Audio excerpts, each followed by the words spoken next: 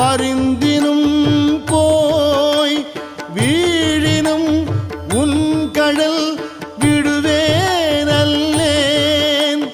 தாழிளம் தடம்புனல் தயங்கு சென்னி போல் இளமதி வைத்த புண்ணியனே.